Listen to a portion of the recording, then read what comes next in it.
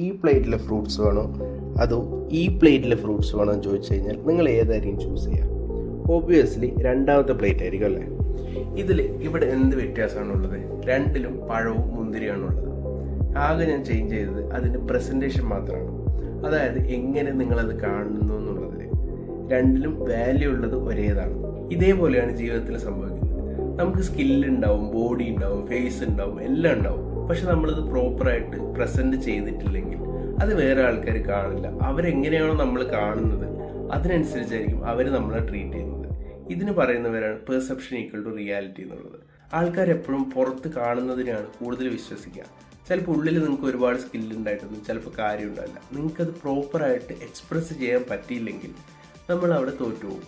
നിങ്ങളിത് ഒരുപാട് സ്ഥലത്ത് കണ്ടിട്ടുണ്ടാവും. ചിലപ്പോൾ നല്ലോണം വർക്ക് ചെയ്യാൻ അറിയുന്നവന് പ്രൊമോഷൻ കിട്ടിയിട്ടുണ്ടാവില്ല. ചിലപ്പോൾ ഒന്നും അറിയാണ്ട് നല്ലോണം പ്രസൻറ്റ് ചെയ്യാൻ അറിയുന്നവന് അല്ലെങ്കിൽ കമ്മ്യൂണിക്കേറ്റ് ചെയ്യാൻ അറിയുന്നവന് നല്ലൊരു പ്രൊമോഷനും കാര്യങ്ങളൊക്കെ കിട്ടിയിട്ടുണ്ടാവും. ഈ ഒരു സെയിം റൂൾ അവിടെ അപ്ലൈ ആവുന്നതുകൊണ്ടാണ്.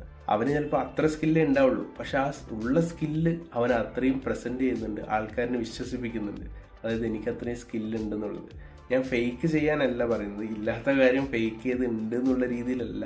ഓരോ കാര്യങ്ങളും ഞാൻ ഓൾറെഡി നേടി എന്നുള്ള രീതിയിൽ ആറ്റിറ്റ്യൂഡ് വെച്ച് കഴിഞ്ഞാലും ഈ ഒരു രീതിയിൽ ഭയങ്കര ഒരു ഉപകാരമാവുന്ന സംഭവമാണ്.